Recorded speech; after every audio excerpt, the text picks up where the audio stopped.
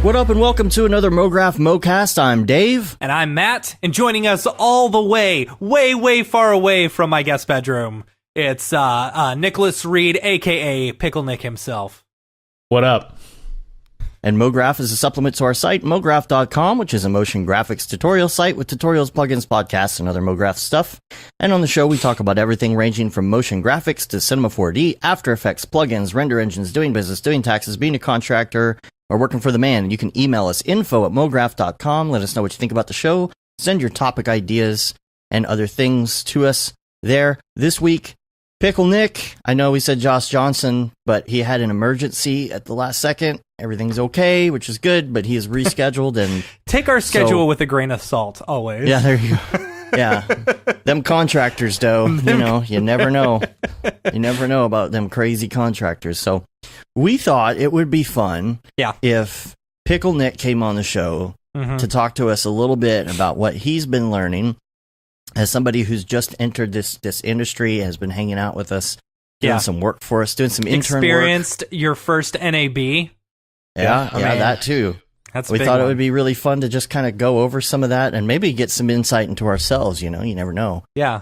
A lot of us forget what it's like, just getting into the industry and stuff like that. And like, Nick, you've been like full on thrown in, Yeah, pretty much. There's no test in the waters. It's all like literally from day one when you started coming over, I'm like, here's a project, big company, just do it. Sink or swim, dude.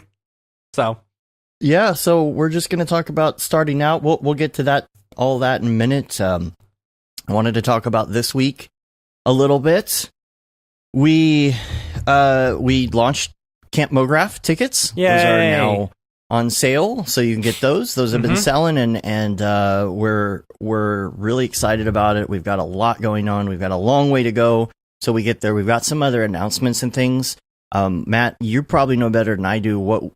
Is there anything new we can announce at this point moving forward? I believe we're talking about the teachers this week, who we've actually got on board for the teachers. Cool. Hold on, I actually need to bring them up. One second. I'll let you do that. So I'll talk about the other stuff in the meantime. The pre-sale started, the 420 pre-sale, which was a good way for us to get our things going. To us to launch it. Well, the whole point of us for doing that was so it could be a slow uptake. And the thing is, if you do it all, like, let's say on a Thursday afternoon and everyone's ready to go, and then you have a ticket issue, then, that's going to be more of a pain than if you do it on the weekend. So we did it on the weekend to kind of, get things moving, because the way that we have this set up, it actually is complicated on our end. Hopefully not on anyone else's end, but we have a lot of stuff going on there. So we wanted to make sure everything was working well. It's going really well. A lot of people have... so far, things are working, yes. Yeah, a lot of people have asked us questions and stuff, though, and hopefully we'll have some answers to some of that on the show today. One of the questions we keep getting is about the demographic, and actually, so far as our sales, we are 50-50 as far as men and women. So I'm really happy about that. We're really trying to make this all inclusive. We're really trying to get men and women. We're trying to make it not a huge bro fest, because that's our goal moving forward. We talk about that a lot. And we've been working really hard. We've got a lot behind the scenes that it's just been nice to actually get it out there, because we've just been working so hard just on the prep. So if you are interested in going, we would really love to have you. I feel like the price is so affordable. Remember, if you're looking at the price, you're looking at the price of most likely a 4-person cabin or something that will 4, 5, hold or 6-person 8. cabin. You got to remember that it actually includes tickets for multiple people, not just one person. Multiple people, not just you. And then it also includes food. It's going to include some of the beer. So keep that in mind when you're looking at the price. What is it, 400 and... It's anywhere from $425 to $466 right now during the early bird price. So per person, and the only thing that you really have to do, money wise, besides that, is get yourself a plane ticket to get there. Yep. Bring your own linens if you prefer that, or if you want to rent them, you can do that when you buy the ticket. Yep. That way you'll have some fresh linens on the bed, and then you don't have to bring them with you. We figured that was the best way to do it. This is roughing it. This is called camping, people. the whole point of it is the roughing it. You know, if we were staying at glamorous hotels, it would be a different deal. It's not roughing it. It's like, honestly, it could be way more rough. I would, yeah, it could be. You could be sleeping on the floor, right? Mm-hmm. You know, like a roughness 0.25. Right. Yeah. Yeah. Right. It's not. So it's not full mirror like. It's only it's not 0.25. one. Yeah. It's not roughness of one. It's a roughness of So, but that's the thing. We're all going to be camping together. It's like we're throwing a camping trip with our friends. We're throwing a party with our friends. That is a camping trip, and that's what we're essentially doing. We're inviting all our friends, and all you got to do is pick up that ticket. We are helping. Well, okay, so here's the deal. People in groups. People are asking about the groups.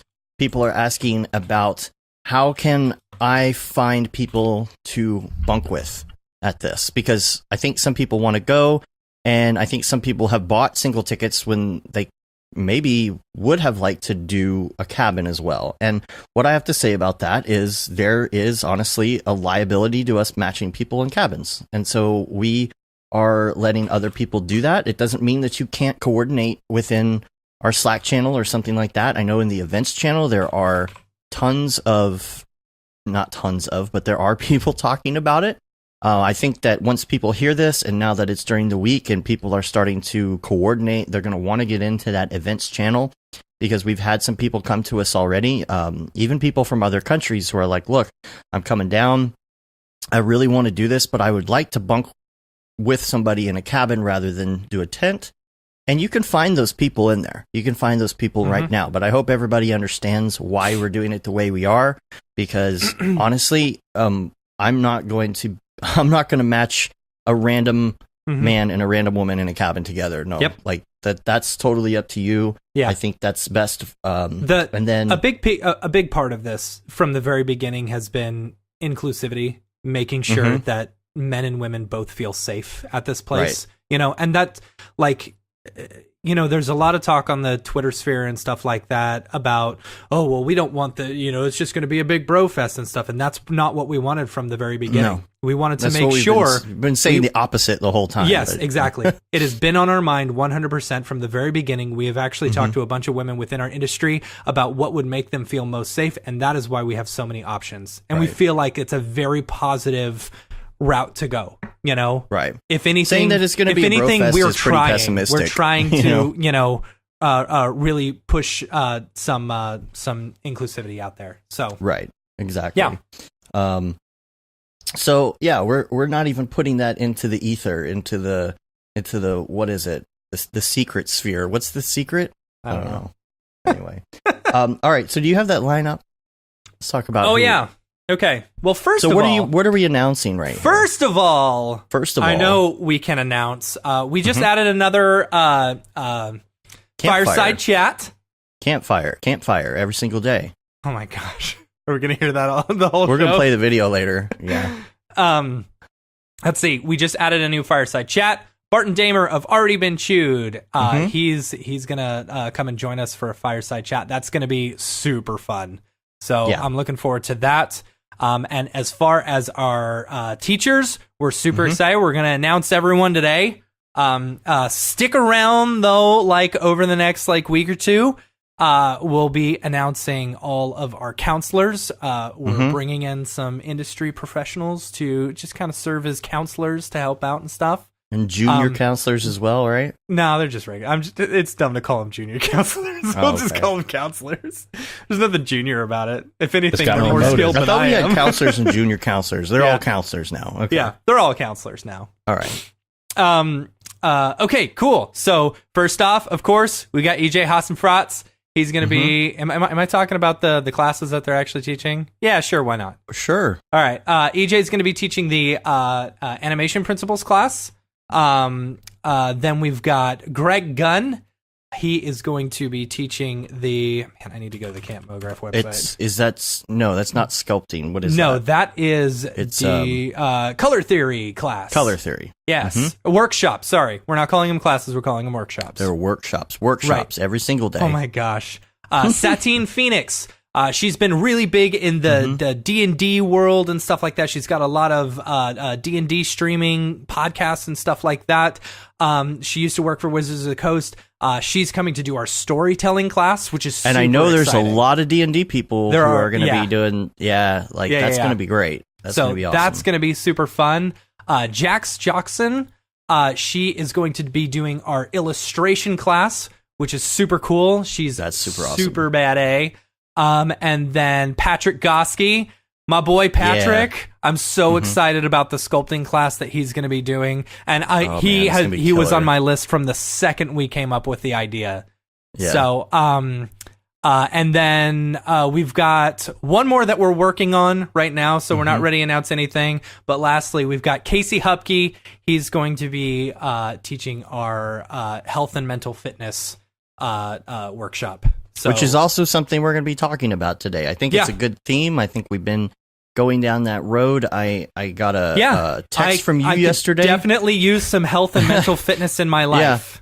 Well, it's great because I wrote up this whole thing for health and mental fitness, and then this morning, the Monday meeting was about the mental fitness thing as well. And so I think it's a good trend. I think it's a good topic to be going on this week, and I think it's a good thing to talk about moving forward with Camp Mograph too. Agree. Because this is going to be something that's, again, it's a retreat. It's supposed to help you refresh yourself and feel better in the end.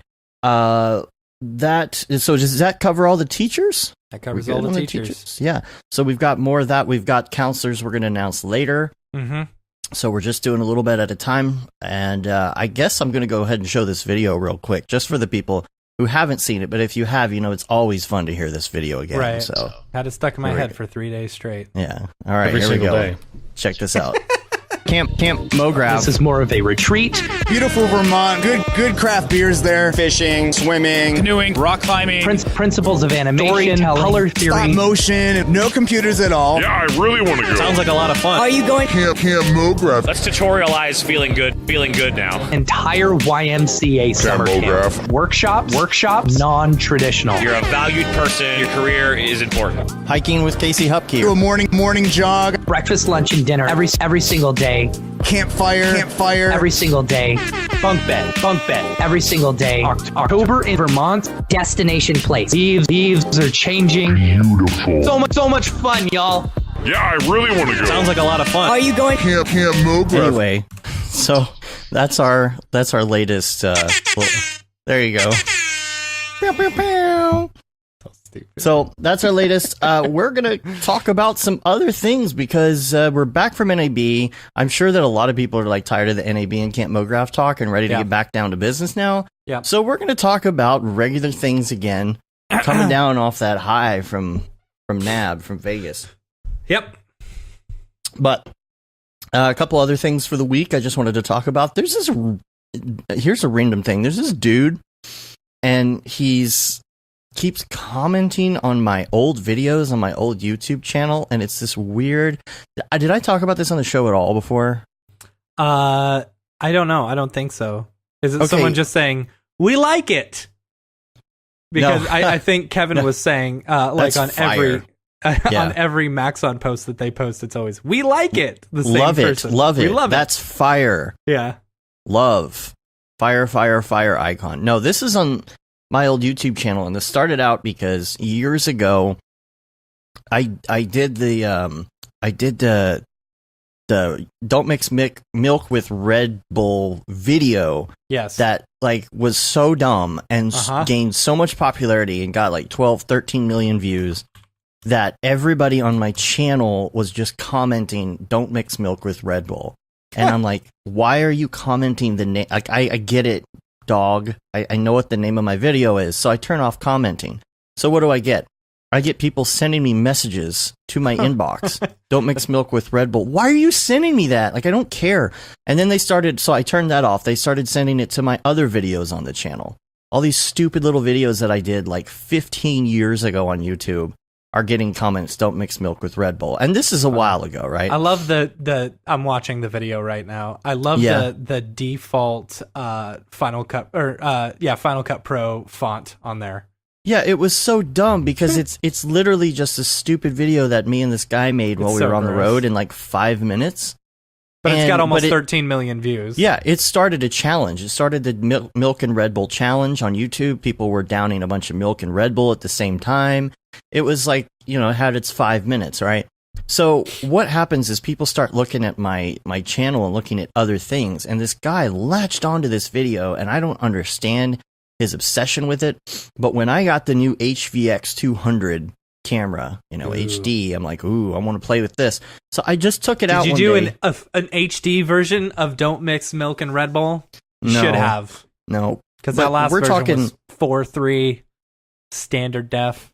Dude, this was like almost 15 years ago. I took this thing out, and I decided, here's how I'm going to do it. I'm going to go do the alphabet with the Alphabet of Nations. Have you heard that song by They Might Be Giants, the Alphabet of Nations, and they do all of them in a row? I thought you were talking about the Animaniacs one.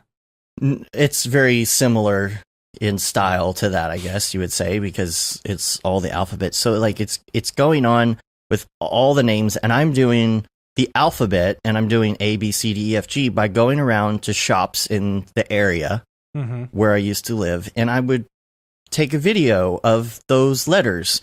And I put it together like the alphabet. No big deal, right? It's just a stupid test video. Yep. And so it's been years, and it's been almost 15 years or something. And this guy, maybe 3, 4, 5 months ago, starts sending me these messages on YouTube that he wants to know. He's like, hey, could you, I'm gonna need you to send me a list of like every name of every chain of everything that's on that video. I'm like, dude, I'm not going to remember that from 15 years ago. Like, I don't know. Subway, maybe the S in Subway, but I don't remember where it was, where I took it, nothing. He's like, you don't remember? Like, he's just going on and on, like he needed to know. And then he needed to know where these were shot so he could track it down and figure out where these were. And I'm like, dude, I don't know, man. Like, I really don't know. So now I'm getting these updates from him about what they are. And I'm like, dude, I don't care what these are. And then he sends me this message. Plus, he has to send it on a different video because I have commenting off on the other videos. Mm-hmm. So I have one other old video with commenting still on, and he has to send me the message through there. And he was like, hey, bad news. I have really bad news. The one from the letter H just went out of business the other day. I'm like, I don't. Why? Like, someone's literally trolling you hard. Dude. No, man. I'm telling you. I think this guy. I don't know. I'm just like, bro. Just why are you obsessed with my video? And he was right. It did go out of business. Like, he literally looked up every single place, figured out that it went out of business, and when it went out of business, and had to tell me by writing it. I don't understand what's going on. Whatever. Anyway, next thing. Have you heard of bisexual? No. Is this like from the B movie? No. Okay, thank you. No, I know there's a lot of B movie memes and whatever. Yeah. And I'm going to try and hopefully there's no audio that comes up with this because this is on Pornhub. Don't do this. No, I'm not bringing this up. So, okay, so did you hear that they're actually trying to get into doing regular video? I did hear this, yes. Let's look at this from a professional point of view. Okay. They're trying to get more into posting regular videos. You had like the guy who came up and he was doing the wholesome things. Right. And a lot of this has to do with the fact that they are very experienced in hosting video in mass amounts, which I understand. So it's actually a logical business move to say, like, we're getting really good at managing files and hosting and all that stuff like YouTube or somebody else would be. So we're going to get into other things. So I think they've been trying to do these things that kind of push, I don't know, things that aren't related to pornography. But they have a whole thing now that's called bisexual, and it's like a channel that they posted, and it's like Swedish massage goes deeper than expected, and it's like it's a bee on a flower, See, like male flower gets pistol pumped. Right. Like they're doing these funny things, married couples first be some. No, I guess they're just testing how this integration is working. I'm so pretty my question, I'm pretty sure you're just a little behind on the memes because that's been around for a while. Oh, it has been around for a while. Yeah. Anyway, I don't like know. They'll post it like came up on some feed the other day. Losing like football team, like a soccer game. Well, or they have something been and doing. say, right. Yeah. I know. You see all the memes on Reddit and all that, but this one came across on Reddit the other day, and I just thought it's interesting because they're trying to make that move, and I feel like this is actually an interesting look at this because they're trying to make that move into like the regular industry. And my question is, they would need is that at all possible without completely rebranding yourself? Well, they would have to rebrand under something else, Yeah, and but then the cross stigma, promote like crazy. The thing is, you're totally I mean, look at the blowback we got from just the Mograph name. Right? We rebranded. It used to be bro. Right? Like what? So, but it was never. That's hard to do. I don't know if they're ever going to be able to move into that without starting it as another company and not telling anyone. But how are you never going to tell there's them? no Everybody's way going to know. They would tell anyone. Yeah. I mean, no. That's a hard thing, and rebranding is hard. But when you're Pornhub, I mean, how could you possibly ever rebrand something like that? Like, it's just, it seems like they're trying to do the impossible, and maybe it'll work. I don't know. Well, I mean, maybe society they got tons these of money, days. They got tons of money and people who don't care about the name being associated with it. So, they may be successful. Who knows? Well, the other thing that I wanted to bring up was NAB's the link, the file sharing link that I put up in the Slack. I'll try and go in there and make sure that I pin it so that people can check it out. But I've already got a whole bunch of great videos and photos people are posting. This is a Dropbox file share link where you can upload photos and videos that you really liked. You can dump all of it in there if you want, or you could just dump your favorites. We'll make sure we're not getting anyone in trouble with something ridiculous, but I really want to make a cool video. We definitely won't paste that video of Matthias. Oh, and I want to do like a, like a good feeling, awesome, like NAB time of your life video. Oh, please don't. I'm just kidding. Kidding. Thank you. But it will be a cool video that we can kind of look back on eventually. And I feel like the more me and Nick know that way too well. We know that way too well. Yeah. Oh yeah. But I feel like the more that we crowdsource, some of this, the stuff people are sending is great. Like I know, like somebody showed me an amazing video of Paul doing karaoke right at the beginning, and I don't remember who it was. I really, really would love to have that. Like there's so many great moments that I feel like were there, and if you were in another room, you would have missed it. And everybody needs to, be able to share in that without incriminating ourselves, of course. Right. But look for that link. I'm going to put it there. I'm going to put it in the show notes in case people are looking for it. You can click. It's so easy. You just upload some videos and stuff, and people are already doing it. And I'm loving looking through like what other people saw. I didn't get to see in the other limos, so totally fun. Love it. The other thing that I have on the list is Resolve/Fusion because I know you've been working with that a lot. Yeah. I love it. You had some stuff to say about that. I love it. Like I downloaded Resolve, the new 16 version. Mm-hmm. And I was like, all right, this is just a simple edit project. I don't do many of these. I'm going to try out Resolve, Mm-hmm. Might as well. I got time, right? I didn't have time. So I started working in it. No time. There's never any time. Never enough time. I'm so excited. Oh my God. Okay. Yeah, sure. All right, caffeine pills, whatever. No, yeah. Did you see the picture that Kelly Kapowski posted on like Instagram the other day? No. It had like the four of them together with their spouses. She hashtagged it "Friends Forever." Of course, nice. Screech and Lisa Turtle weren't there because they've both gone crazy. They have gone crazy. Yeah.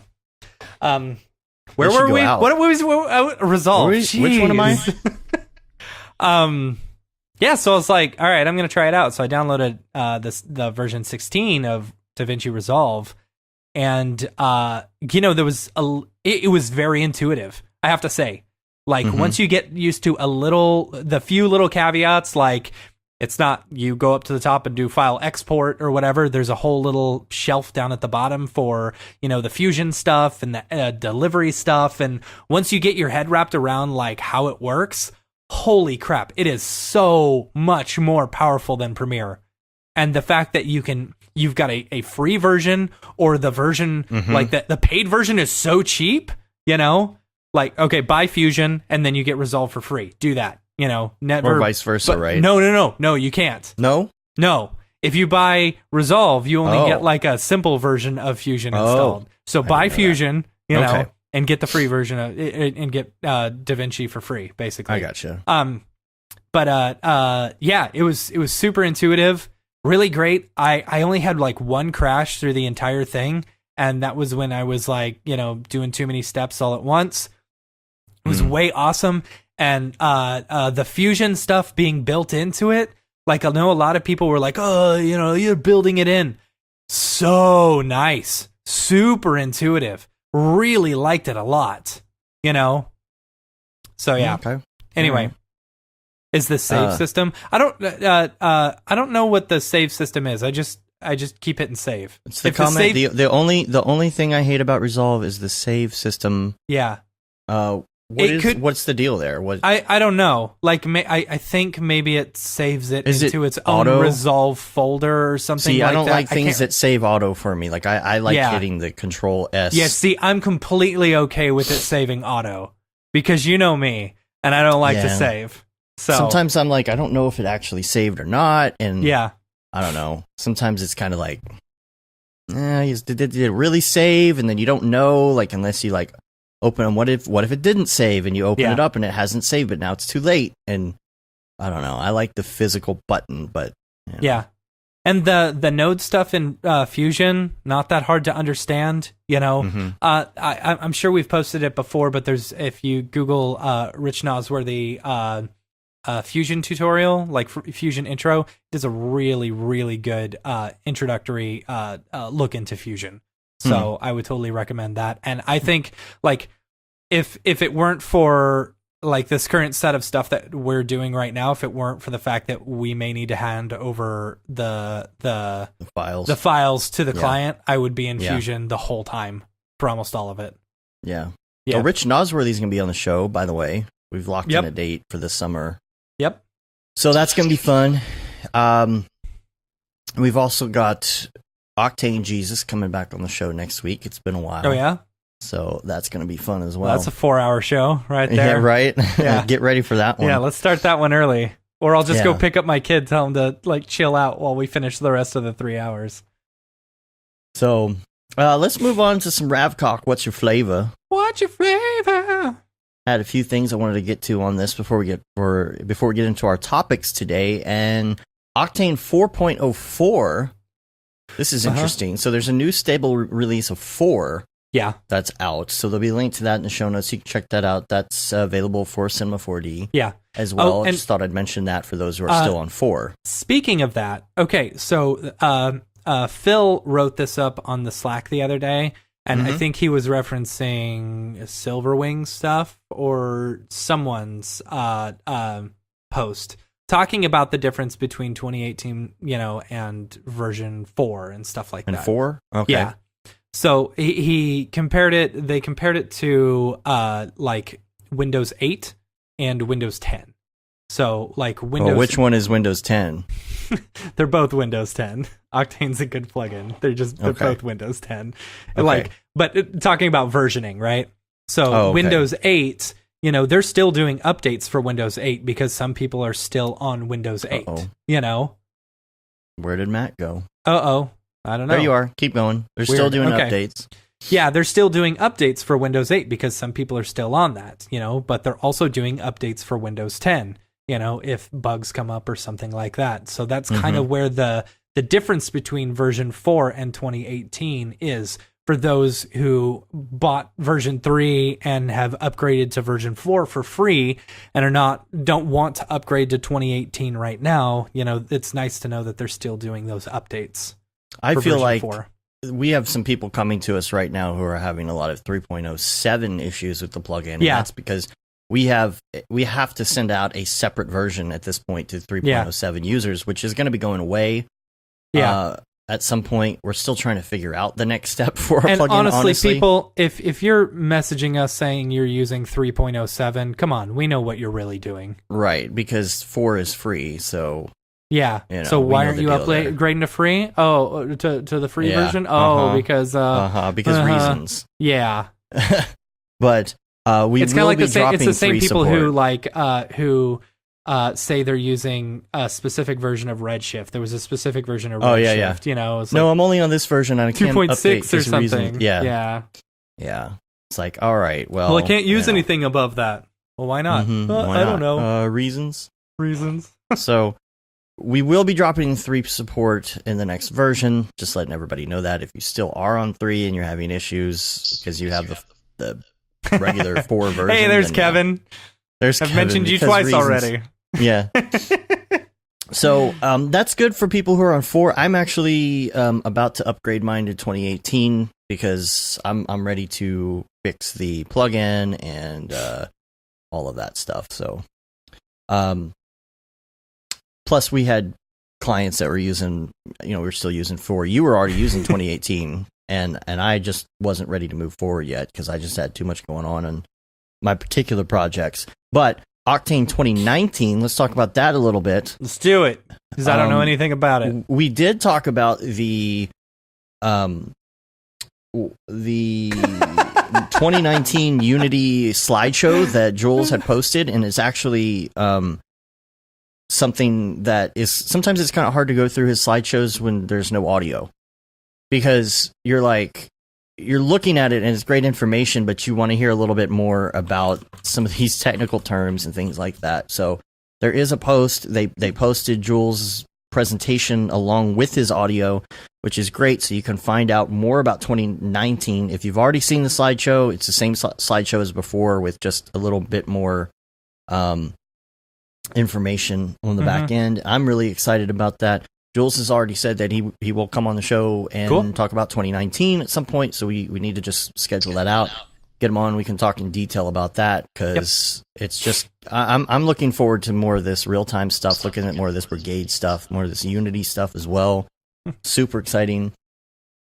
And what else do we have in the pipe? There's an article that I came across the other day. I think Brandon Clements may have posted it, of course, which is that the new NVIDIA drivers unlock ray tracing on GTX cards. What does? The new NVIDIA ones? There's new drivers that are going to be able to unlock on GTX. Oh. And so I'm like, okay, well, what's this about? Now, I don't really know. I don't know. I would assume it'd be a lot slower. It's not necessarily going to be doing the same thing that RTX cards are doing. Still got them RTX cores, baby. Yeah, but I'll post a link. You can check it out. Maybe it's something worth looking into. I think it's something that possibly has to be enabled, but we'll check that out. Now, anything else you want to touch on in the render engine world right now? Is anything else going on at the moment, or are we going to move on? Not that I know of. Hold on, let me go through my different render engine stuff. Let's see. So Wednesday, April 17th, there was a new beta of Corona up, which has displacement layering, which I think that's pretty cool. Displacement layering? Yeah. That sounds interesting. Yeah, right? Yeah. So that's Man, that sounds really cool. Now, is that coming to Octane? Is that already in Octane? See, I'm behind. That is not an Octane, I believe. I'm pretty sure that is not an Octane. Man, because I want to say so dope. Yeah, I'm pretty sure Redshift does that, Correct me if I'm wrong, but the displacement stuff in Redshift is pretty killer. I wish I could do displacement layering, and I don't know. I wish the displacement. I'm sure Jules would say, "Oh, it's coming in 2019." It's coming in 2019. But it might be. Might be very well. I was looking to see if I had anything else listed here because I realized I didn't go through my other bookmarks, but I think it's pretty much what we've already talked about here, so we're good there. So. Let's go to our actual topics. This is why Nick is here. Yeah. Nick's been very quiet this whole time. I know, you've been very patient with us. It's because I told him, I said, you can't be funnier than me. So he's holding back. Yeah. That takes away all the things I say. I can only speak in normal speak now. I am Nicholas Reed. Yeah. I am not allowed to be funnier than Matt on the show. It's all right. Not very funny as it is, so I wanted to talk about your getting started in the industry, and I wanted to talk about how your experience has been kind of like interning for us a little bit, working for us a little bit. So when did you start working in, let's just say, video in general? Okay, so your background, like how long? Nick, your background. Has it been? Okay, so your background is like in acting, right? Yeah, in theater. Very acting, similar to Paul Babb. You know, he's got a degree in acting, right? Yeah. But you also have done a bunch of writing as well, right? Yeah. So, is the movie that you wrote, is it out? Like, is it? It exists somewhere. I think it's on Amazon. Is it? Yeah, I think. All right, I'll look it up. So you wrote the script, and somebody did I wrote the screenplay, and my friend Sean McCoy directed it. And Sean, who was on our podcast, like one of the first episode dozen 7. podcasts we had. Yeah. He's the one who did the crazy awesome Kickstarter project that had like a ridiculous amount of sales. Yeah, he does very good Kickstarters. Yes. He was not, at the time that we released the film, it was not as good. Well, Let's see. So I don't think Waiting Kickstarter Rooms, existed right? back then. Waiting Rooms is the name of the movie. I feel like there's a lot of people who might just be getting started and they would like to hear some of this. I even have people who come to me, and a lot of adults that are talking about their kids. You know, I've got friends from high school who were maybe a little older than me, because I was in marching band. So I've got older friends who had kids early, and they've got kids who are already going into college. And I've had a number of people come to me and say, hey, my kid wants to get into this 3D thing. You know, what do you think about that? I know you do this. You know, what college should they go to? And the first thing I say is, well, don't go to college. And they're like, wait, what?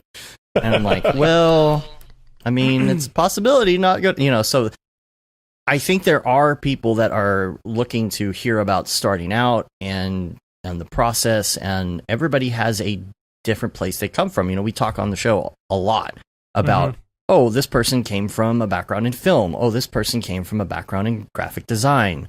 Or in your case, you've got a lot more writing and acting experience. So how has that been useful to you in learning things like After Effects and Cinema 4D? Well, so when I first started doing the production side of things, I mean, part of acting is sort of understanding what you look like when you are in space. So there's a little bit of crossover there between knowing how you're moving yourself and then applying that, to a screen that you're looking at.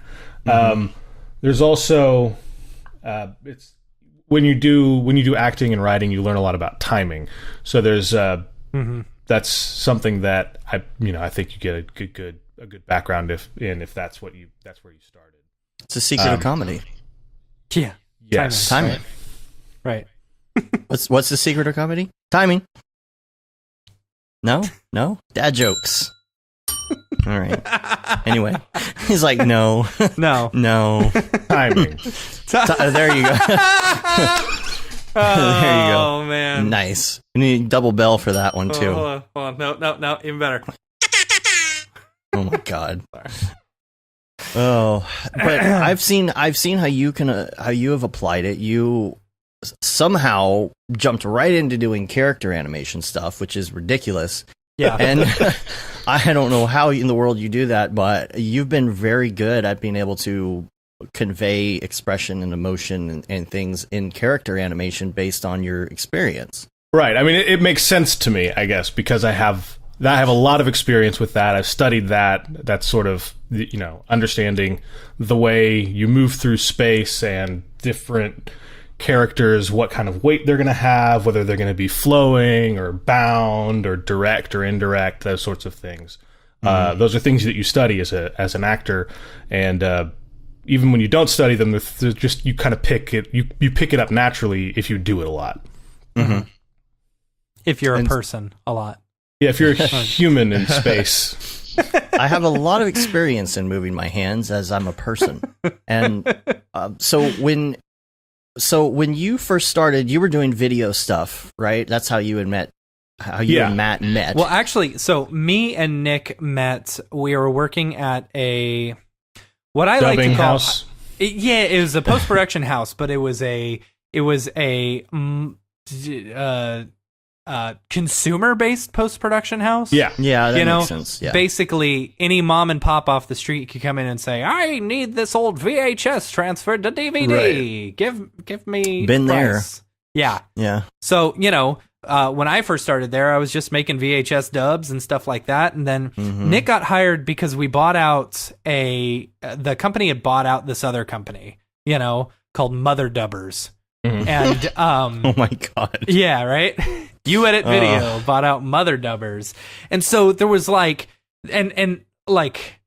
so you've got one person being a hoarder, which was Mother Dubbers, going into another person who was already a hoarder, You Edit Video, right? And so they needed a team of people in order to help out. And so Sean McCoy, who was, who had already been working there, brought on Nick and a whole bunch of other people to help with this transition and stuff. And Nick was one of the few that actually lasted and stayed through. I didn't actually do any of the Mother Dubber stuff. I came on. He brought me on with everyone, but then I just ended up working in the store. Oh, okay. So. Okay. Yeah. Helping out clients who came in and stuff like that. And then I started basically on the retail side. Yeah. Eventually, he started working into the shooting. We were doing a lot of sports shoots and stuff like that. We say sports shoots, but really it's high school football. Yeah. Right? Yeah. And so I mean, it was you learn a little bit there, and then he started doing editing and running dubs for us and stuff like that. And so you just kind of learn it, right? Yeah.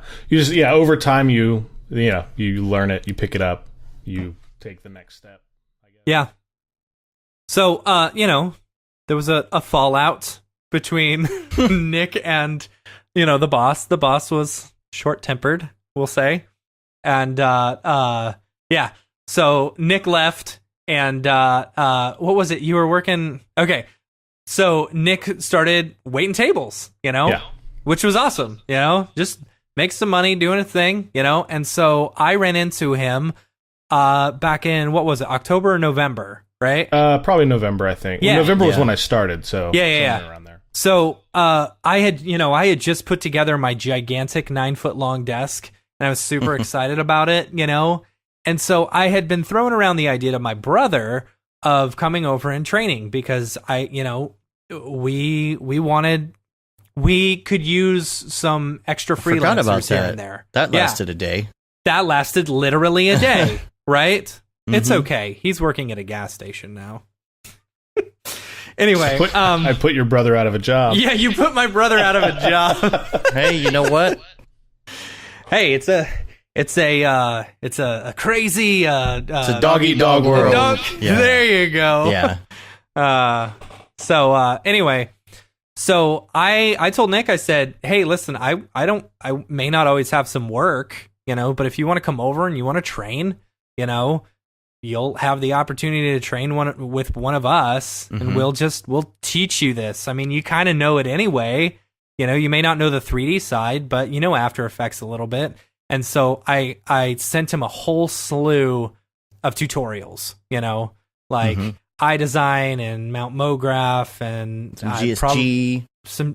Maybe some GSG. But really, I wasn't sure how much into the 3D stuff we were initially going to get. And when he walked in the first day, he's like, yeah, I've done a few of these tutorials. I said, all right, sink or swim, bro.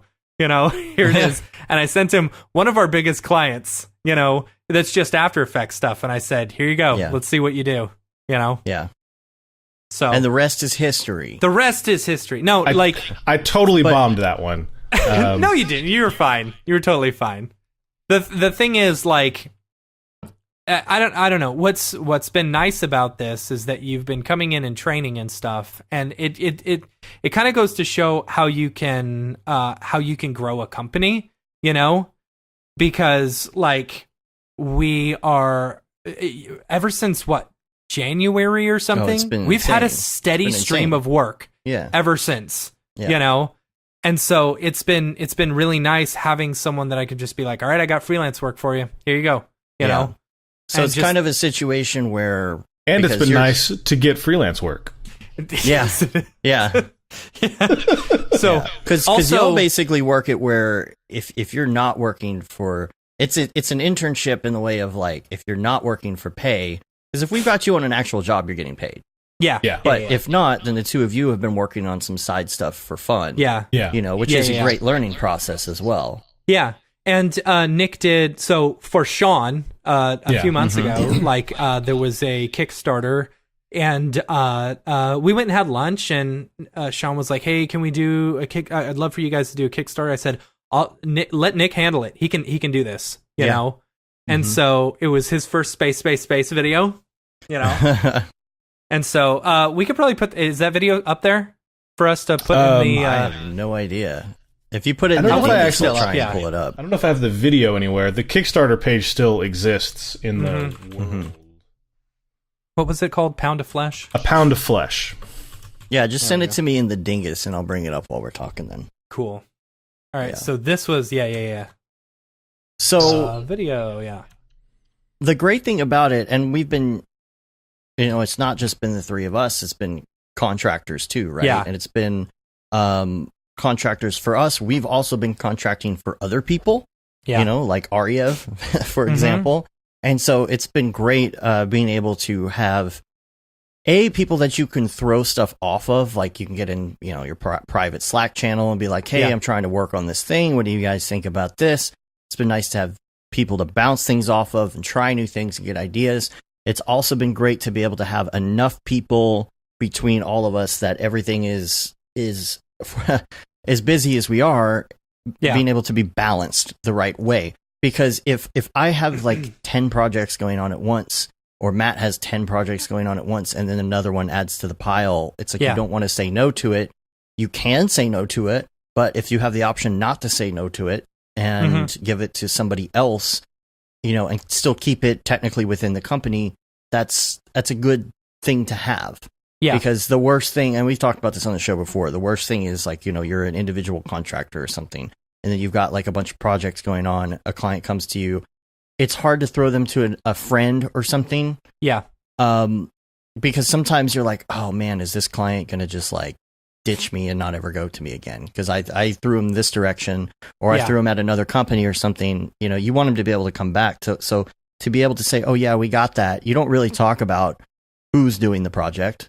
Or any of that, because you're a business. You're trying to have a full-blown business, and I don't want to say it's not the client's business, but there is a distinct, I think, feeling between working with a contractor as a business and working with a business as a business.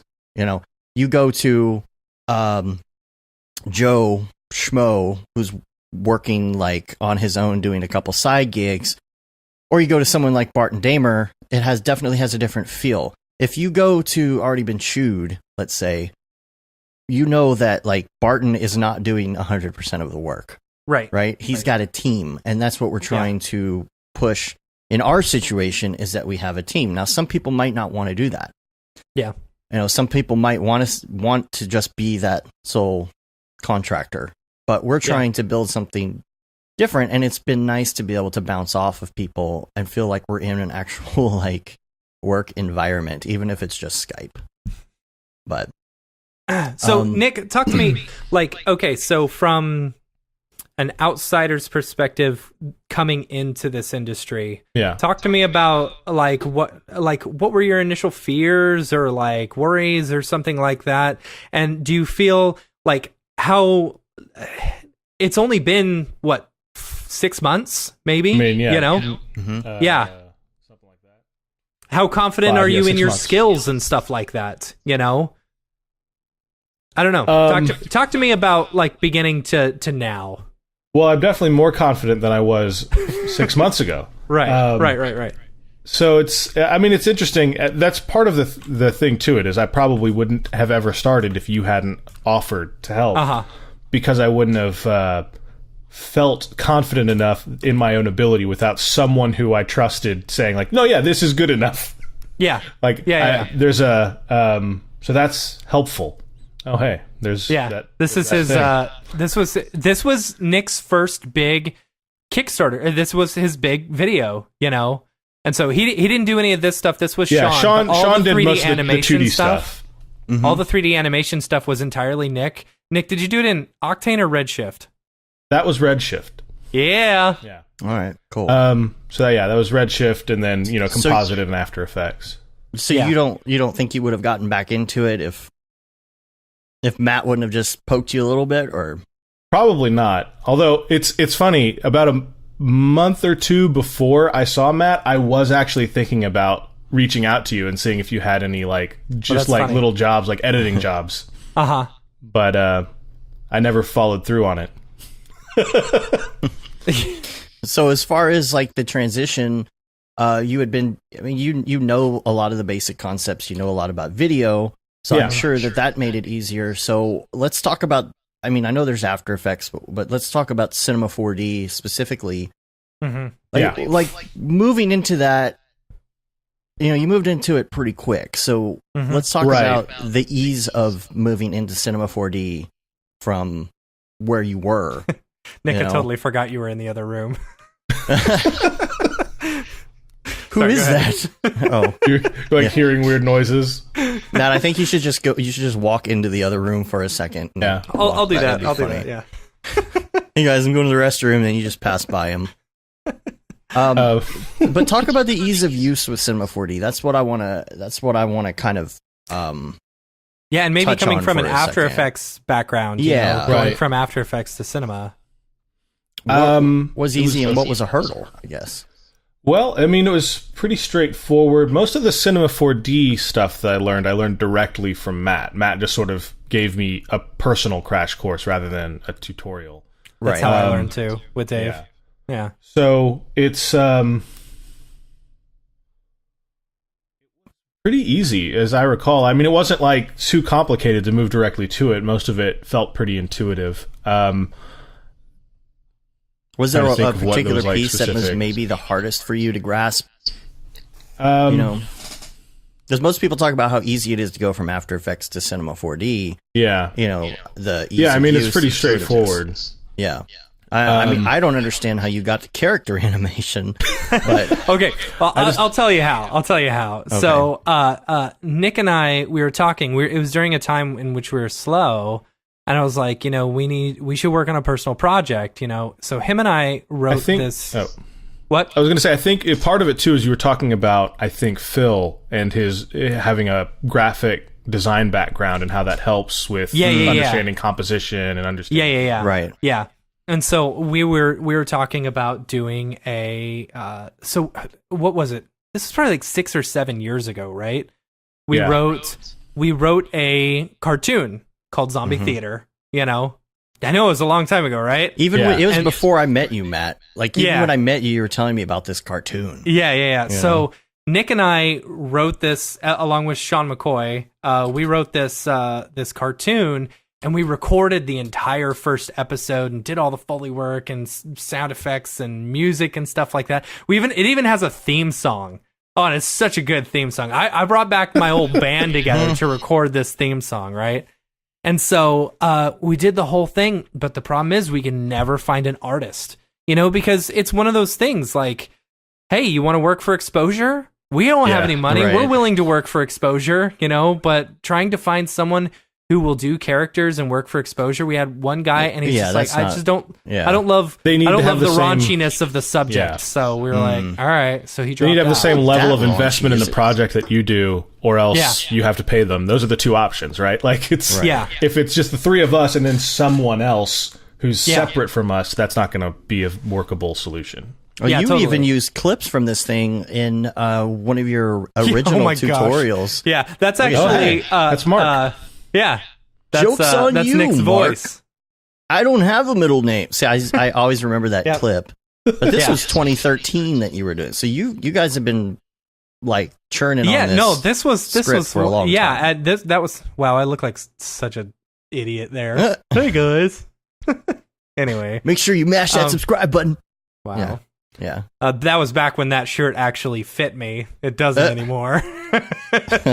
But yeah, we during a time in which we were slow. I was like, hey, let's redo zombie theater. Let's do it. You know? Mm-hmm. And I was like, so we were trying to figure out like what we should focus on, you know? And I know a little bit of sculpting, you know? And I was like, well, maybe I should start learning really how to sculpt. And Nick, since you know acting and you know your typical animation principles, or you know how cycles and walking and blah blah blah. You know how a character's supposed to be.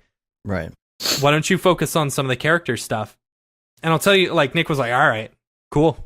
Like, no fear at all. Just like, all right, let's do it. You know?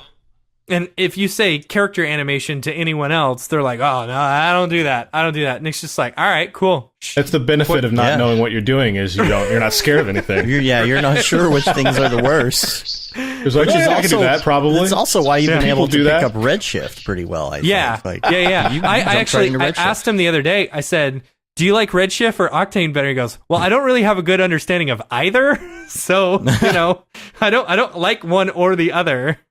Yeah. I don't know. You've been It's doing funny. pretty well in Redshift. Right, yeah. Yeah.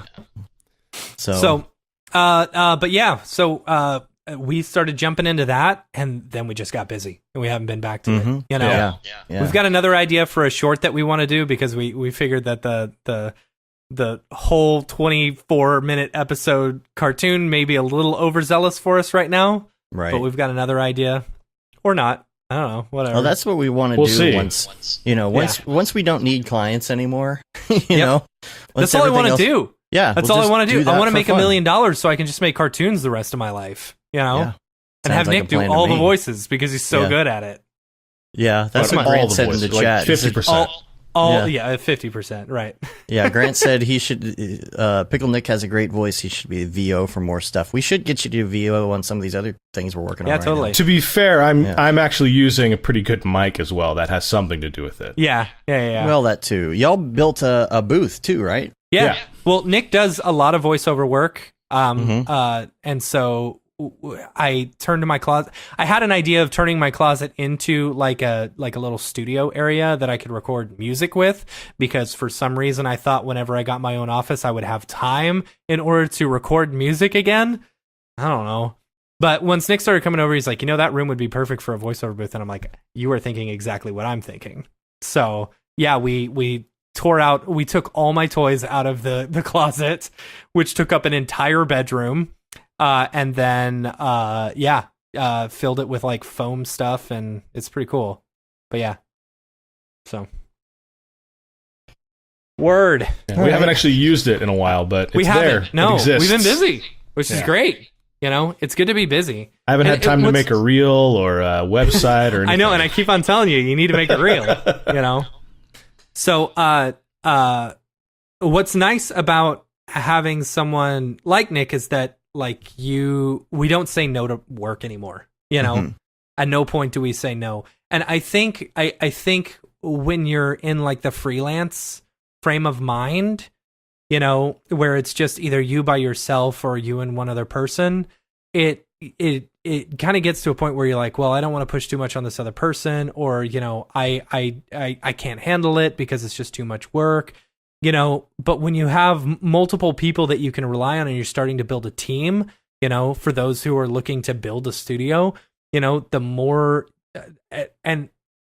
it's great to be able to not say no to anyone, we're sending out quotes, of course, and we're still, there's a few jobs that fall through, but for ones who come to us and say, hey, we want this done. There's still people we say no to, but it's not because we're busy. It's because we don't want to do those jobs. Yeah. Like there's some things that's like, there have been some things that have come up lately, which I can tell are going to be problematic.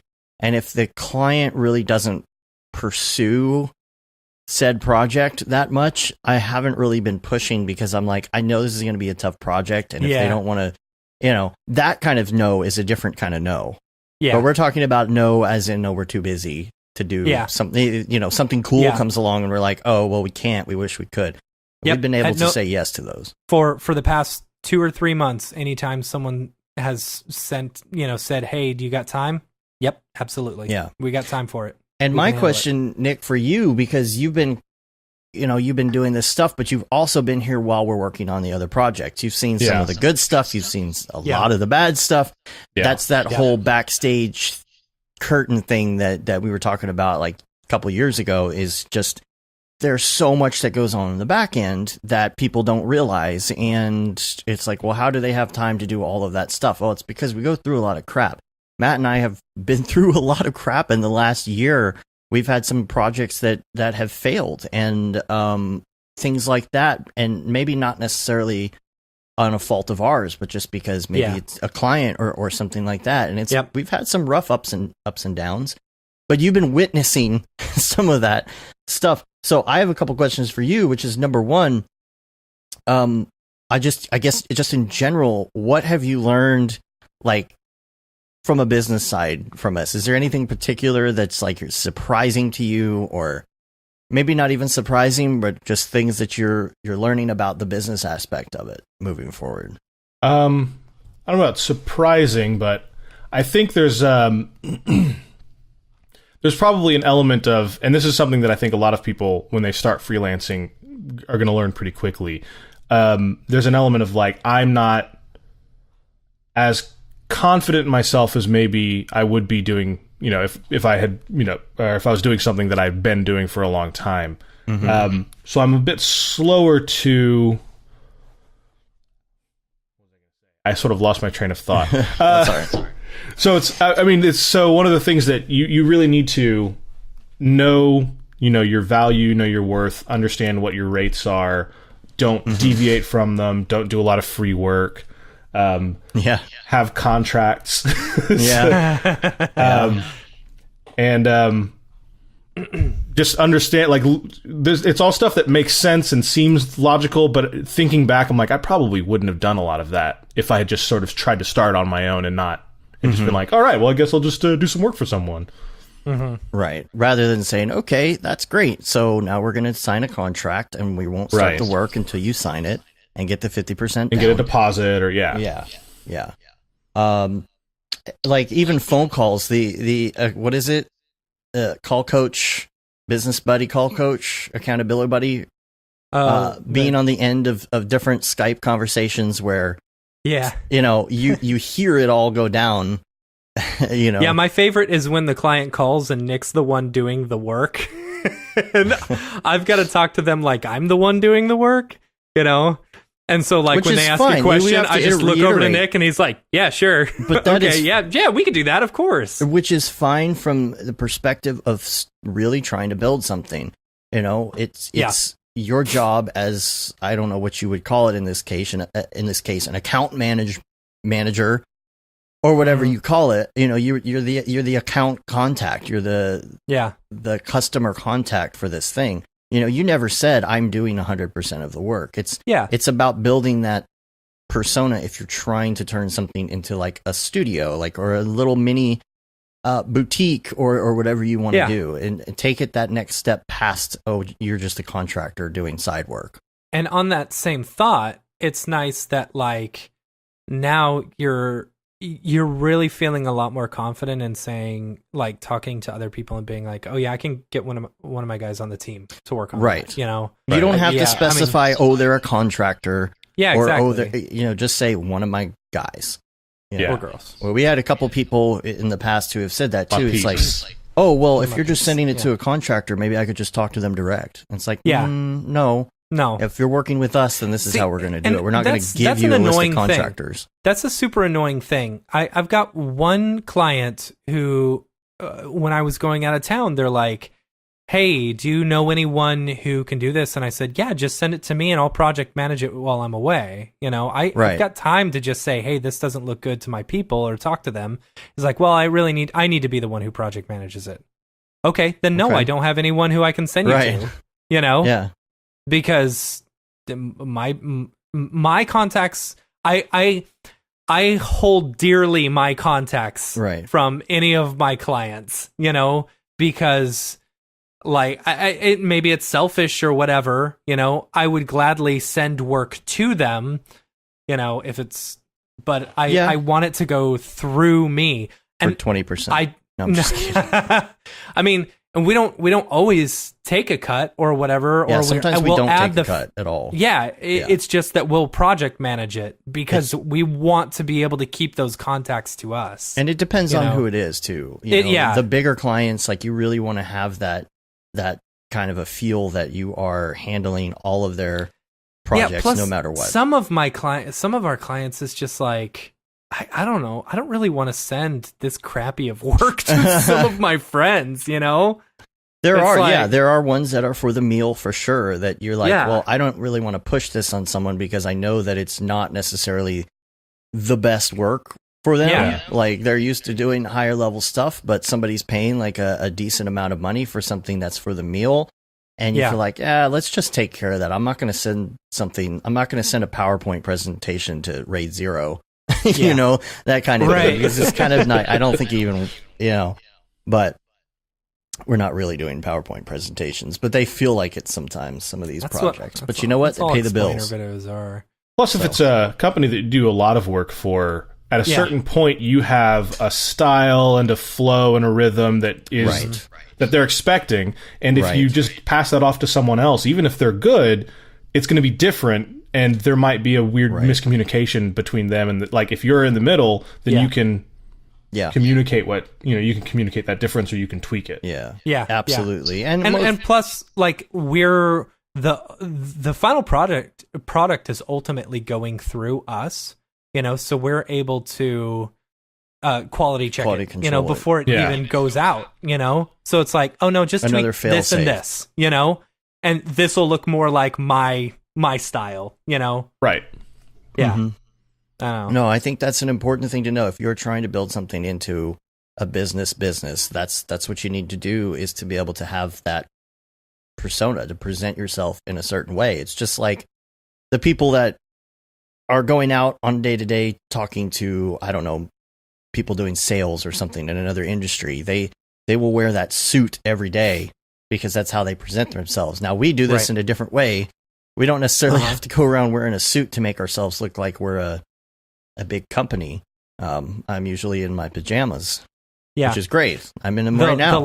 The last job interview, actually the last 2 job interviews, I had a specific look. It was a black t-shirt, jeans, and a black cardigan. I was there. That was it. You were there. I saw you in the interview. What? Which I saw interview? You the day you came in to interview for not Access. Working. No. Oh, no, okay. I was saying the last 2 jobs that I interviewed for. Oh, that was my look. I thought that was 2 jobs ago, but no, that was maybe not 3. That was 3 jobs ago. Yeah. So wow, it's only been 3 jobs since then. Yeah. But that's the thing, is we were both contractors. We met each other. We started doing Nexus on the side while we were working full-time jobs. Yeah, and 2 years. It was like 2 years of doing Nexus, and Nexus didn't make any money. We weren't doing anything. Yeah. Like it came to a point in Nexus where we said, okay, if we really want to get serious about this, all of our money, money needs to go towards Nexus instead of us just like divvying it out. Oh yeah, we had that too, because we had clients that were quote unquote ours from back in the day, and only the new clients were both of ours together. Yeah. But we were at the point, I think maybe if we were lucky, we had like 14 grand in the bank from like a production that we did. Yeah. And we're like, okay, this is a point where we can start to like push forward. Because, we did a big production, and like we both took off from work, in order to do it and all this. It's like, this is a lot of money. We can ask for a day off of work. And but that was a good jumping off point. We both decided, okay, our clients from this point forward are ours 100%. As far as like the company together, we're not going to have these like separate side clients and Nexus clients, and that pushed us. And then we talked about it on the show. I jumped off, and then you jumped off, and now we're able to kind of push things a little more. And it's been it's been interesting to learn as we grow and then tell other people what we were doing because it's different for different people as well. Yeah. And be like, okay, this is what I learned from doing this. And then when it comes... Nick, let me ask you this. Yeah. Like, after being in it in 6 months, you know, like, do you see any place of improvement within this industry as a whole? Or is there where do you see yourself in 5 years? It's like, is this something that you see, you know, having been in it for 6 months, that this is a cool career, you know, or almost, I don't know. Are we cool? Tell me I'm cool. You're very cool, Matt. Thanks, dude. Specifically you. Okay, good. All right. Well, now we're good. And now you we did. can finish the show because we've established that Matt is cool. So, but you made a bunch of money. Like you did some side work and made a whole bunch. You made what, like twice what you made at your other job at one point, right? Like a month, right? Like a year's salary. I don't know about a year's salary, but I made, actually, that's true. I had one project where I made probably about half or around half of what I would have made at my other job. But that's sort of that's after taxes at my other job, before taxes on the project. So it's a little bit less than that. Yeah. Because you got to do all that now too. That's the trade-off, right? You got to start. You did do your taxes, Not right? yet, though, because that paid in January. So that's true. Yeah, you don't have to so deal with that technically. till next year. I've got a year. I got to put that off for a year. Right. So, all right. So, and we do have a hard out. So I just realized what time it was. Yeah. So I want to get to this other subject real quick. Before we go, mandatory mental health day. Yes. This is something that came up yesterday that Matt and I decided. Basically, we've been working like dogs, you know, and it's like I thought when we got back from NAB that it was going to be a little bit more chill, but it just ramped up. It just more. Kept going. Yeah. And even like last Monday afternoon after the show, I was like, I can't, guys. Like, I gotta shut off for a minute. I just gotta regroup. So that's all the stuff that backed up while you were at NAB. Now it's true. Coming through.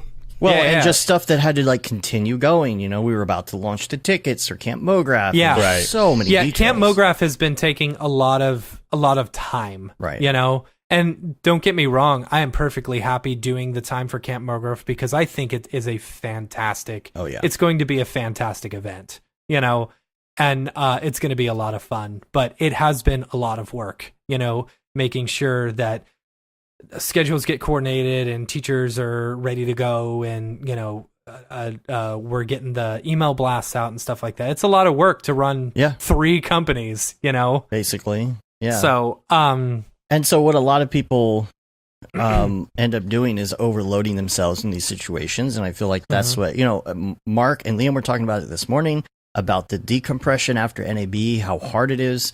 Liam was talking about how even a week after NAB, how he's like, wow, has it really been a week? Like he didn't feel like he was fully uncompressed from that yet. And so you sent me a text yesterday, Matt, and you're like, dude, I need a day off this week. Well, it's and so like, dumb. agree. Like I just realized, I'm like, I run my own company. There's no reason for me to work 5 days a week. You mean know, 7 days a week? Right, 7 days a week. Yeah. You know? And that's the thing. The weekends don't really count because the weekends, of course, you're trying to, you know, you might have to work first of all, but then you've got to like mix balancing that family time, man. Right. Sometimes it just gets hard. You know, I love time, my wife a lot, and I will straight up say no to work, which I did this weekend, just so I can spend time, even if we're just sitting around watching TV. You know? Exactly. Like that family time is important to me. And yesterday, like it was, you know, getting up early because the Easter Bunny's showing up and all of that kind of stuff, you know, Easter just bunny. even chilling during the day. Then you're tired because you got up so early and you're eating a bunch of sugar. And it's like, this isn't a day off. You know, I mean, family stuff is great and it can be relaxing, but it can also be exhausting, and it doesn't necessarily count as like mental rest. And when you're your own contractor or your own business, you're a contractor, you have the ability to take a weekday off, which I feel like taking a weekday off is so great. Because if you're doing nothing, it's great. If you're doing something, if let's say you have to go run errands, dude, being a contractor during the day, being able to go run to the electronics store when it's not a Saturday afternoon. Saturday afternoon at Fry's is awful. Yeah. So being able to like run somewhere during the day, take care of stuff, even do your grocery shopping during the day, it's great.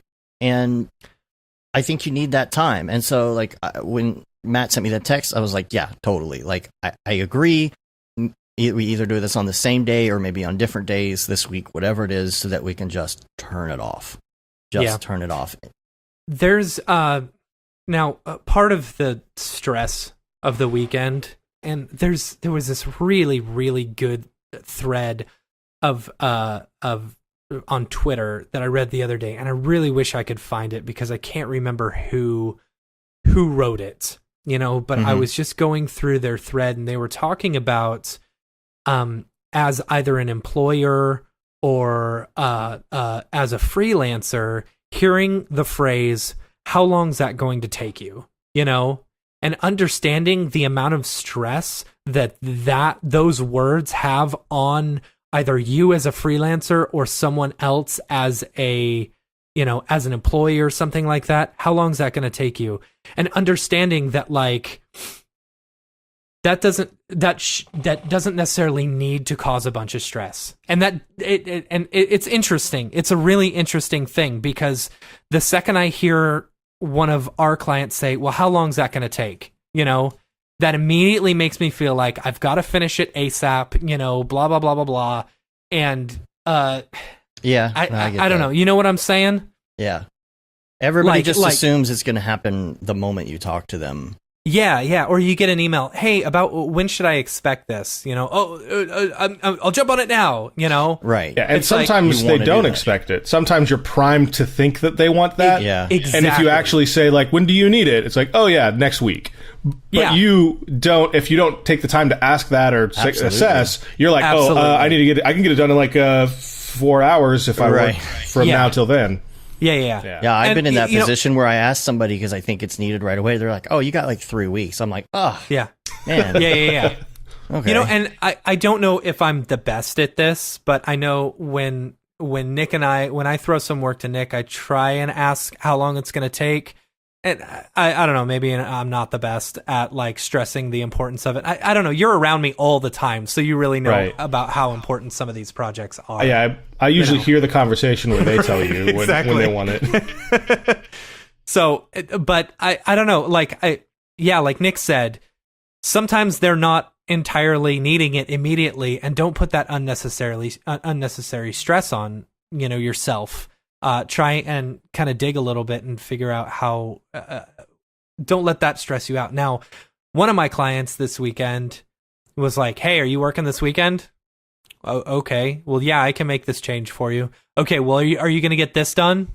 It's like, well, when I get home from the zoo, I plan on doing this work. Okay. Do you think you'll get this done by Monday afternoon? It's like, man, I don't know, Like, give me a date that you need this done. If you need it done by Monday afternoon, sure, I'll make sure I get it done by Monday afternoon. Be charged rush charges over the weekend. That's fine. Right. And so that caused me unnecessary stress immediately. Because you're at the zoo thinking about it. I'm at the zoo. I can't relax, plus we Monorail's got the stress. Closed. The monorail's closed, thank you. Yes. We got the stress of just launching the ticket sales for stuff. So, I got a lot of weight on my mind, and I got this client who's just hounding me for stuff. And I was like, you know what? I got it. And so I get home, I start working on it, and I say, okay, where's the footage? And they're like, oh, we've got to upload that for you. Oh my God. It's like, really, man? Oh. Like, you couldn't think about this ahead of time and just like send me a link? I need it done really fast, but right.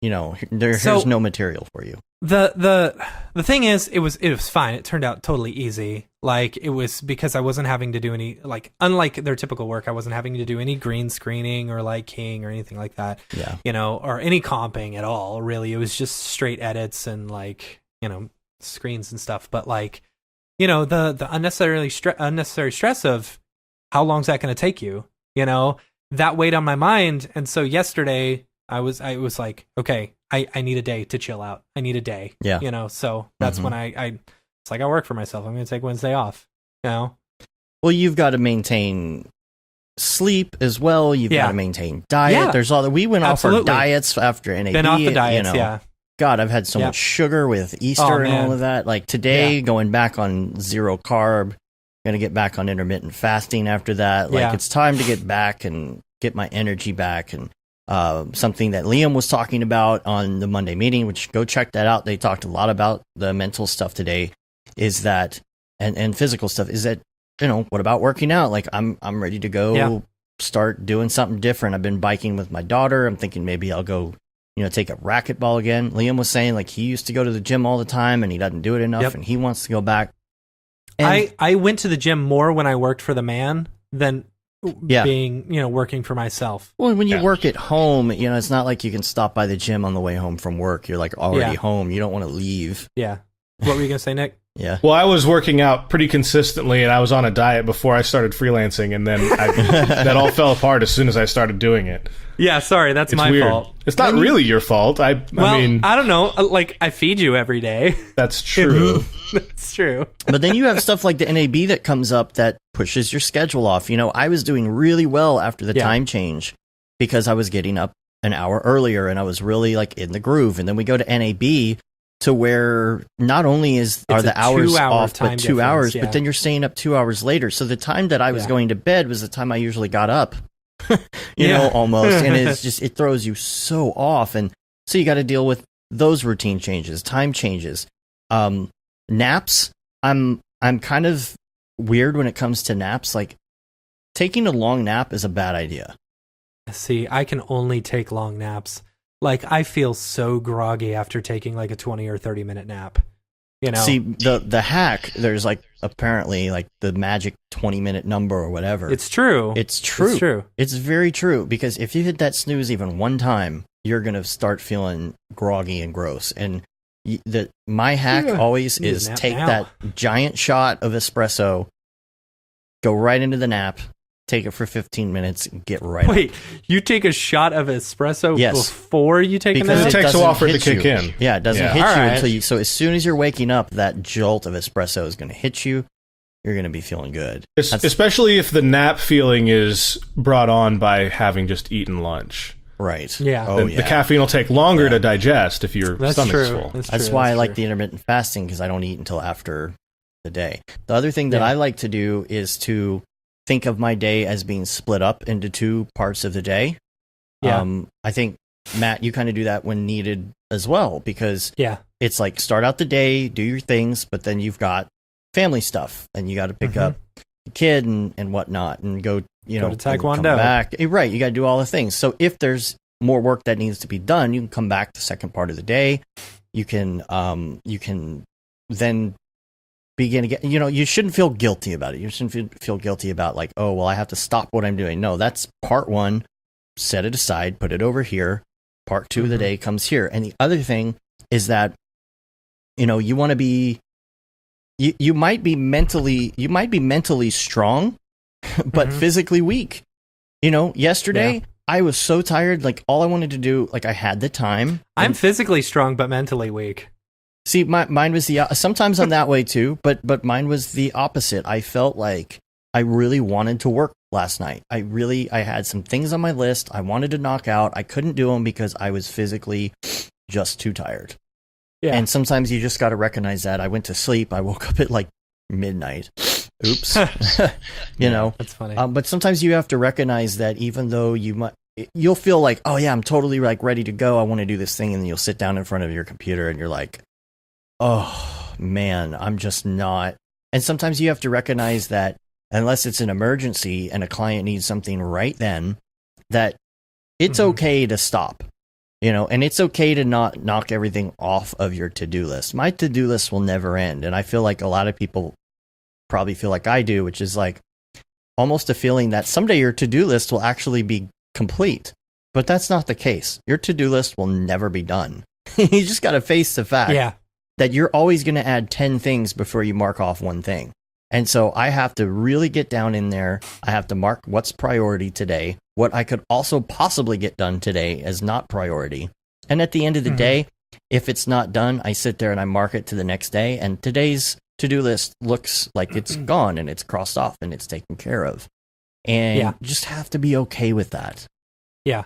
And I have to be okay with that. I'm still teaching myself that I have to be okay with that because it literally is never going to end. And I'm working towards something that's not a real goal. My goal shouldn't be working toward checking everything off the to-do list because that's what I feel like it is. Yeah. But that's not anything that's ever going to happen. Yeah. So if I were to put that on my to-do list, like clear to-do list on my to-do list, I'll never check it off. It's a vicious cycle. What was it? Plus, if all you really wanted to do is check off the to-do list, you could just do it. You could just check it off and not actually do the stuff. Right. That's true. But you got to be okay with moving that stuff. And deadlines, you got deadlines coming. You feel like you're neglecting it because you're not working. You have to be okay with, as long as you're, delegating your time correctly, with not doing something, with not feeling guilty when you're not doing something. There's always going to be more work for you to do. And then there's the stress of it all. There's the backstage persona that we talked about. There's the things that are going on in your life as well. It's not just work. Leading up to NAB, we had, like we said, we had Mograph stuff going on, the launch of the site, switching the stream over, redoing the branding, Camp Mograph, getting Mograph, getting the classes going. There was stuff that we had to do to prep, and the gear and the buttons and the parties that were going on, and all of this stuff leading up to it. And then from the other side, it's easy for someone to look at it and be like, "Oh, well, that's cool. They did those things really easy." It's like, no, it wasn't. No, it was a lot of work. It's really easy to log in and buy a ticket for Camp Mograph. You just go to the thing and you say, "Oh, well, that was easy. They just set up an Eventbrite." Well, no. There's all the other stuff involved, and it doesn't matter what project it is. It can be Camp Mograph. Yeah, especially with something like this, because there's so many options. There's a lot of options. There's behind the scenes. There's time, effort, planning, sacrifice on everybody's part. Everybody has been Four people working on it together, Yeah. Still a lot of time for all of us. We've been sacrificing a lot for it, so, and it's hard too, because, you go through something like that, and then you have, you spend a lot of time, you're really into it, you're really positive about it, you're hoping that it makes a difference in everybody's life, and it just takes one person on Twitter to be like, I'm not sleeping in a bunk bed, that's ridiculous. And you're like, but I spent a lot of time on this. People will just throw it, and that's how social is. That's just how it is. You got to be able to roll that off, because there's going to be haters, there's going to be naysayers or whatever, but you have to be positive and move on and be like, this person is not aware of all the hard work that went into it. So, what? I think that rolls into a good point. Like, there's a bunch of grumpy, negative people in our industry. Oh yeah. As there is in every industry, but but they're a lot more vocal. They're quite a bit vocal in our industry, and it's like, are they just trying to beat other people down to get them onto their level of grump, or something like that? I mean, and you're not going to be successful with an attitude like that, I guess. I don't know. I feel like the more I'm on Twitter and the more I see negativity spewed at us and from every which way or whatever, the more it just turns me into so much more of a sour person, but I don't want to be that person. Right. Yeah, you don't want to be jaded. I am a very, I like to think of myself as a very positive, happy person, but it's like, don't drag me down to your level, know? Right. Don't bully me to your level, Yeah. Why don't you just accept that we're all different people and we do different things differently? Right. And if you don't want to do it, you don't have to do it. Exactly. No one's forcing you to do it, But, I don't know. if it's not your thing, it's not your thing. It doesn't mean that what we're doing isn't, we're not working really hard, because I think we're creating something that is going to be a very fun experience for a lot of people. So, I in my, especially back in my early Facebook days, I was very negative, skeptic, blah blah blah, and I just was posting so much garbage. And on Facebook, you still are.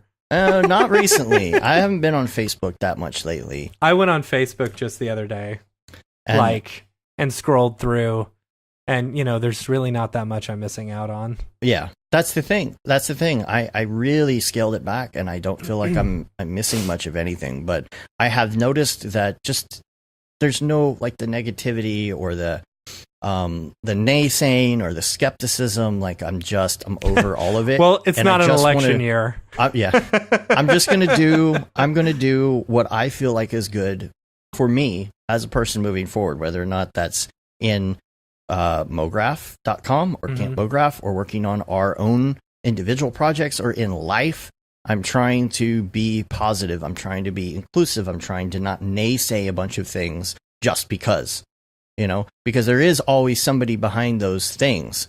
I mean, I believe there's a rocket launching today. There is? Right. Another Elon Musk rocket. I thought I saw a live launch pad thing on YouTube. And it's like, think about how many people are behind that right now. Think about how many people are working super, super hard. And that one person who has spent like their life working on this goes onto Twitter and somebody's like naysaying their launch. Yeah. It's like, where's your rocket? You have to just go with what you believe in and just keep moving forward and being positive and do it your way. Don't do it someone else's way because that's not your way. Yep. Anywho. Stay positive. Come on, people. Yeah. We can do this. We're all in this together. On that note, the singing has started, and I'm going to change topics. Nick was like, I have something to say. Do you have something to say? I was just going to say, I think you're both full of shit.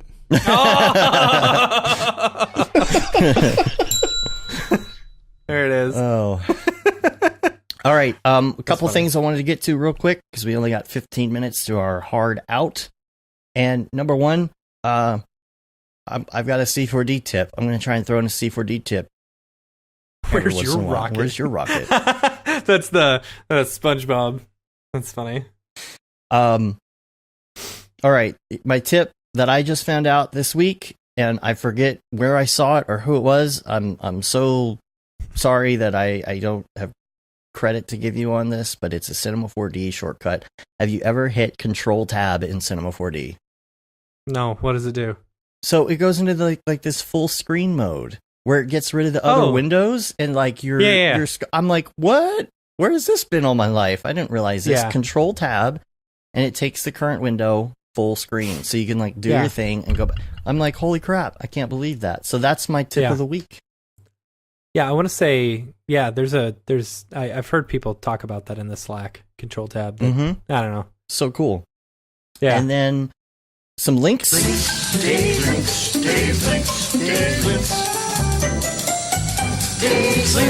Have you heard of this new one? This Control S. It saves your project. Oh, really? What? It doesn't do it automatically? It doesn't do it automatically unless you save it once. Oh. After you save it and you set up your autosave, it'll automatically save for you. And so every time you hit Control S, it saves? Yes. Crazy. You do have to set up your autosaves, though. That is yes. something I learned the hard way twice. Is there a way to set up an autosave for autosaving? So it'll automatically save when you don't autosave. Oh, that's a really good idea. Yeah. Yo, dog. I heard you like autosaves. I heard you like autosaves. So, got some links for you. This is one it's been around for a little bit, but I had it listed as a link, and I've been meaning to check it out. And I'm curious to see if anybody else has gotten into this. It's called Gaia. It's a world creation tool. And I've heard of this. It sounds neat. I haven't had a chance to really investigate it, but I was like, I wonder, are a lot of people using this? I don't even know. Like, I would like to know if anyone else has had a good experience with this, if they've been using it. I heard in 3D. A bunch of people on the Slack talking about it the other day. Yeah, so I'm ready to check that out. Because World Creator by the way, is great, or World Machine, but... Yeah. This just in, Pixel Plow now has Redshift support for Houdini. Dun, dun, dun. Didn't they already have that? No, they had Houdini support. They didn't have Redshift support for Houdini. Oh, nice. Yeah. That's nice. Now, do you think that is a direct product of the Maxon Maybe. deal? I don't know. Or... I talked to him a bit about the Redshift stuff at NAB. Mm-hmm. I don't really want to go into it, but he had an interesting view on some of this. Cool. Well, maybe we can have him on again. Yeah, yeah, totally. Also, there's another Oppo spot. Man, these Oppo spots. Yeah, dude. Man. So I never get it right. Somei or Somai? Somai? I don't know. did another. So May, right? Sure. I'm sorry, I always get your name wrong. I'm so terrible at it. So he did another Oppo, which is awesome. It's got this traffic light thingy in it. You've probably seen it going around. I'll put that in the links as well. And Grayscale Gorilla, they posted another blog article on painting over Cinema 4D renders to animate a music video. It's like this water stuff. It's really cool. What you got there? What is that? I can't read it. Dog, I heard you like autosave. Did somebody make that for us already? Yep, totally. Here, I'll send it to you. It was Kevin. Thank you, Kevin. Thanks, Kevin. But that's it for my links. That's all I got there. I know we got to get out of here. So. Yep. I just sent it to you through Facebook Messenger. Oh, I don't get on Facebook, so I'll never get it. Good. I just accepted your friend request. I know. Yeah, exactly. You guys are friends now. Uh-huh. Can't believe we weren't friends. You know what's funny is that Nick and I didn't meet until NAB in real life. That's true. That's true. Yeah, isn't that funny? We've been working on projects. Were you like, wow, you're a lot taller than I expected? No, I think it seemed I was pretty much what I expected. All right. Because I see the comparison to you when he's walking around. Yeah, right. That's true. That's true. Yeah, you haven't walked in the other room yet either, though. That's true. Hold on, I'll go through the ending spiel while you do that. No Beeple's People this week. Just didn't have enough time, and we would end up going over things that we saw him create in person. Right. It takes away the fun. But see, there he goes. Whoa! Matt's in the other room, and now he's coming back. It's like magic. I would like to specifically though, thank Mike, aka Beeple, for making this ridiculously incredible Camp Mograph. Oh, so good. So good. Daily. Oh my gosh. Like, I'm going to pull it up and show. This is like absolutely incredible. So I was super grateful. Half joking when I was talking to Mike at NAB, and I was like, dude, you should do us a Camp Mograph daily. He's like, yeah, sure, whatever, just let me know when, and so it's like half my ideas or most of my ideas. I say, hey, we should do this, and then it never comes to fruition. But Beeple Mike, he just took the reins. He knew that our sales started. Yeah, and he's just like, here it is. Here's the daily. It's like painted and stuff. It's absolutely. He gets things done. That's what he does. Exactly. That's why Beeple's amazing. We got to do a poster for this. So cool. Yeah, totally. Man, totally. That's so awesome. So thanks a lot again. Like, that was like, I was freaking floored when I saw that. Yeah. I was like, that is just the best thing ever. So. All right, well, we're going to get out of here. You can rate us on iTunes, leave a review. You can also subscribe to us on your podcatcher of choice. Helps get our ratings up. You can say you've been there, done that, got the t-shirt with the Mograph logo tee. The Paul Bab, Feel the Bab 2020 shirt. All the profits from that go to Doctors Without Borders. The Render Things shirt, hoodie, and long sleeve shirt. And that's about it. We're on Facebook, Twitter, Instagram, Periscope, YouTube. All the things. All the things. Grindr. Yep. Grindr. Oh, God. Tinder. Yeah. You're going to check out Mograph. Check out Mograph on Tinder. Swipe. What is it? Swipe right? Swipe. I've never used swipe Tinder. up. Tinder came out. Way I don't know before which I was one. in the I don't dating know world. if left is. I know, right? I don't know if left or right is the right way to go. Yeah. Is right the good I one? don't know either. I forgot. None of us actually use these apps enough to know the answer to that question. Yeah. Oh, that's funny. All right. Well, now I know on Grindr, it's definitely right. Of course. Oh. All right. Well, we're gonna get out of here. Nick, thanks for being on. You are all over the Slacks. You can come talk to us in the Slack. Swipe circle spline is what. Oh, Grant yeah. said. Okay. I Sweep circle spline. Swipe. You just sweep the circle spline I don't know. with it. Yeah. All right. I don't know what kids and their apps. Yeah. All right. We're gonna get out of here though. Nick, thanks for being on and giving us a little insight. Kevin just said, "Hey Nick, I just accepted your friend request on Grindr." Oh gosh. On that note, we're going to take off. Until next week, I'm Dave. I'm Matt. And I'm Nick. Have a good one. Later, yo. Oh, should I make noise? We're just pretending we're making music.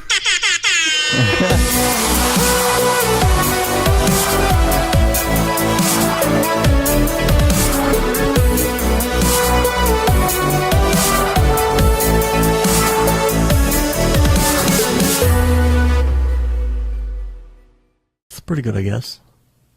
Camp Mograph. This is more of a retreat. Beautiful Vermont. Good craft beers there. Fishing, swimming, Canoeing, rock climbing. Principles of animation, color stop theory. motion, no computers at all. Yeah, I really want to go. Sounds like a lot of fun. Are you going? Camp Mograph. Let's tutorialize feeling good now. Entire YMCA summer Mograph. camp. Workshops, non-traditional. You're a valued person. Your career is important. Hiking with Casey Hupke. Do a morning jog. Breakfast, lunch, and dinner every single day. Campfire. Every single day. Bunk bed. Every single day. October in Vermont. Destination place. Leaves are changing. Beautiful. So much fun, y'all. Yeah, I really want to go. Sounds like a lot of fun. Are you going? Camp Mograph.